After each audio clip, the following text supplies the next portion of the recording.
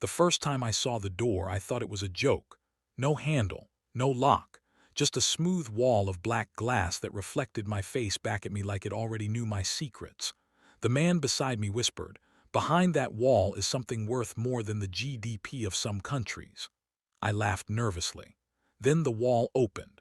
And in that moment, I realized this story was never really about money. It was about what money tries to replace.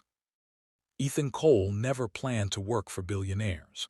He grew up in a one-bedroom apartment with a mother who measured success by whether the lights stayed on and the fridge wasn't empty. Ethan measured it by something else entirely: curiosity. He wanted to understand how the world worked, why some people seemed to bend reality while others broke under it. That curiosity led him into architecture, then private consulting, and eventually into a quiet, unlisted firm that designed assets for the ultra-wealthy. Assets so private they didn't exist on any map.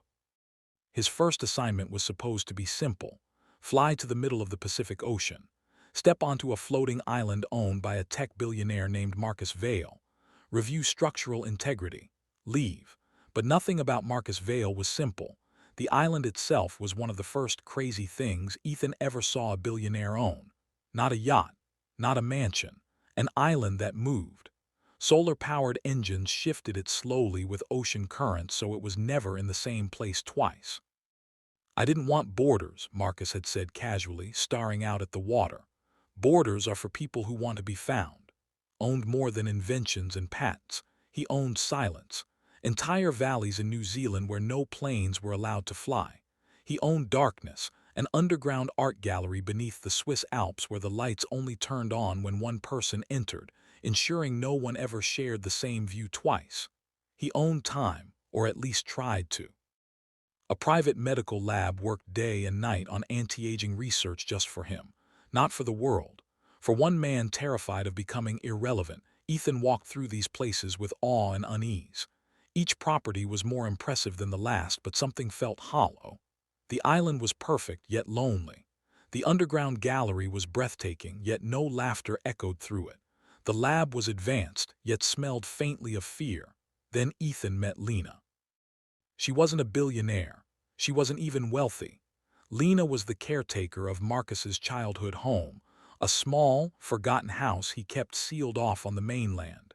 Ethan was sent there to evaluate it for demolition. When he arrived, Lena was watering plants that shouldn't have survived in such poor soil. "He doesn't come here," she said without looking up, "but he can't let it go either." That sentence stayed with Ethan. Over late-night conversations, Lena explained she grew up in the same neighborhood as Marcus. She remembered him before the billions, before the silence, before the moving island. "He used to talk about building things to help people," she said softly. "Now he builds things to hide from them." Ethan began to see the pattern. The crazier the thing a billionaire owned, the deeper the wound it tried to cover. A man who owned a private mountain because crowds reminded him of failure. A woman who bought an entire ghost town because she wanted to rewrite history without witnesses. Another who owned the world's largest diamond not to wear it, but to lock it away where no one else could ever touch it.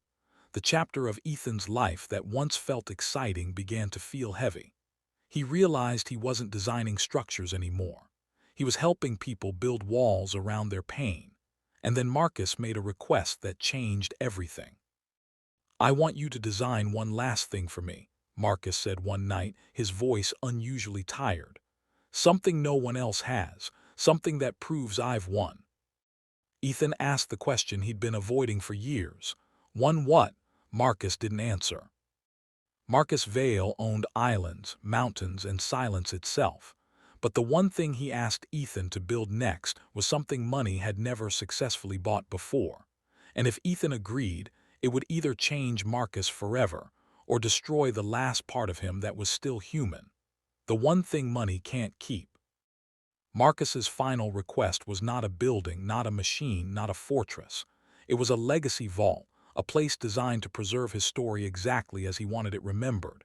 Every achievement, every invention, every headline. "I don't want history to misunderstand me," he said. "People forget too easily." Ethan began the design, but something inside him resisted. He kept thinking of Lena, of the forgotten house, of the boy Marcus once was. The vault would be flawless, eternal, and completely empty of truth, so Ethan did something dangerous. He invited Marcus to visit the childhood home one last time. At first, Marcus refused. Then he yelled. Then he went quiet.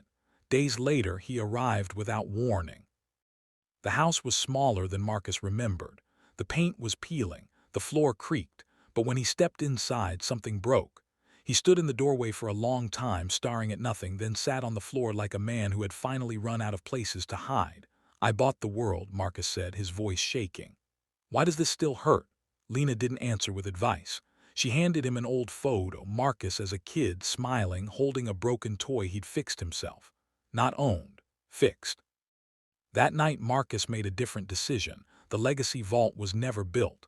Instead, Marcus sold the moving island. He opened the underground gallery to the public. The medical lab went open source. The silence he owned was slowly returned to the world. The craziest thing the billionaire ever gave up was control. Ethan left the firm soon after. He didn't become rich. He didn't become famous. But he started designing community spaces, libraries, schools, parks, places meant to be used, not hidden.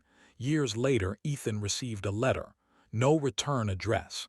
Inside was a simple note from Marcus. "I finally understand. The only thing worth owning is the chance to matter to someone else." The story of crazy things billionaires own isn't really about islands or mountains or diamonds locked away in darkness.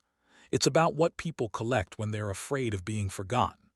And the truth, quietly waiting at the end, is this: no matter how much you own, what defines you is what you're willing to share. And that is the one thing money can never buy. But everyone, rich or poor, still has a chance to give.